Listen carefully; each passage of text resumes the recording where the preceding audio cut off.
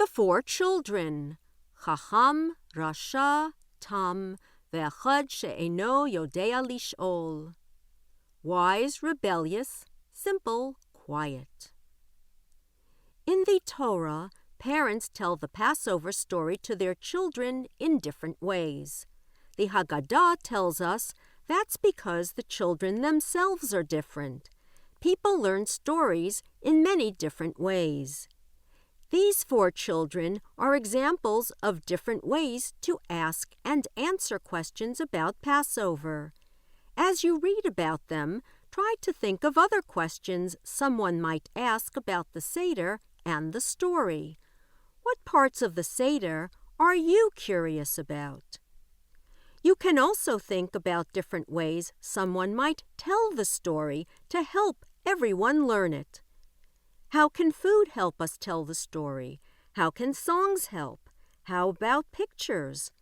What are some other ways you or other people might like to learn a story?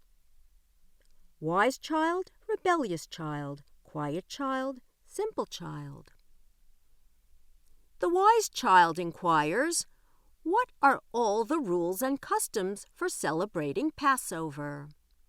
The wise child wants to know all the details of everything we do and say at the seder to understand why we do and say them. What do they teach us? Parents can explain how each of the seder's rules, customs, foods, and songs helps us tell the Passover story. On Passover, we remember our history. The rebellious child challenges, what does all this mean to you? The rebellious child feels like an outsider at the seder. Parents can explain that the Jews in Egypt had to choose to go free altogether as a community. If you did not choose to join, you would stay stuck in slavery. On Passover, when people all over the world come together to tell this story of freedom, we choose to be part of a community.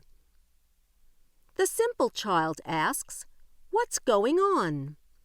The simple child sees that tonight is different from other nights, but doesn't understand what we are doing or why we are doing it. Parents can explain the reason for the seder simply, God took Jewish slaves out of Egypt with surprising miracles. On Passover, we are grateful to be free people. The quiet child is listening and thinking at the seder, but not speaking or asking. Parents can explain, even without being asked, that we celebrate Passover because God freed us from being slaves. They can invite this quiet child to keep listening and thinking. On Passover, each of us learns in our own way about being free. The more storytelling, the better. Now it's time to add more details to our Passover story.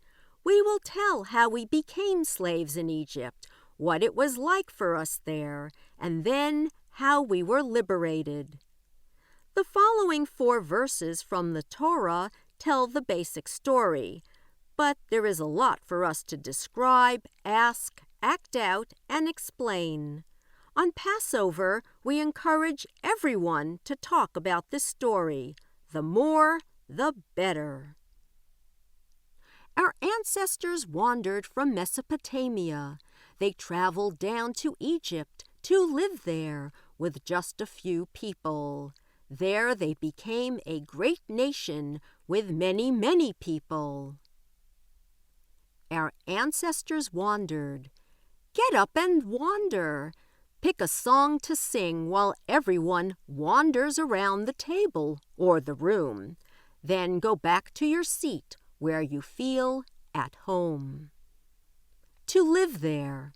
At first, the Jews wandered from place to place, but they stopped wandering when they got to Egypt. Why did they stay there? What makes people feel at home in a new place? Have you ever been a stranger in a new place? Or with new people? How did it feel? Did some new people make you feel welcome? Was anyone angry or mean? How did you react? A great nation. First, the Jews were a family, but in Egypt they became a nation. How is a nation similar to a family? How is it different? What makes a nation great besides having a lot of people? The Egyptians were harsh to us and made us suffer and forced us to work very hard. Made us suffer. The Torah tells that the Egyptians took children away from their parents. Moses, who led the Jews to freedom, was saved when he was a baby because his mother hid him in a basket that floated down the river. Imagine Moses is your baby. You are so afraid that he will not be safe that you wrap him up and hide him in a basket. Show how you'll place Moses in a basket on the river. Is it hard to let him go? Will he be okay? Who will find him? How do you feel as the basket floats away? Work very hard.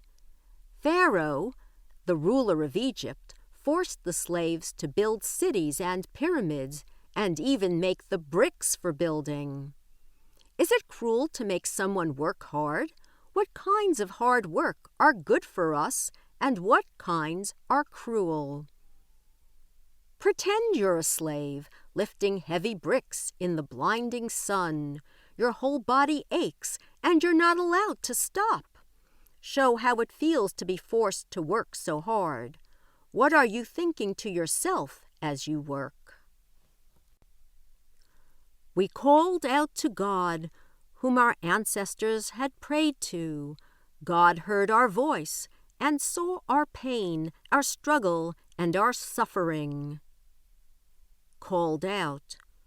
What do you think the Jews said when they called out to God? Did they feel sad or angry, frightened or hopeful? Hey, God, listen. Imagine you're a slave talking to God. How do you describe how you feel? What would you like to say to God?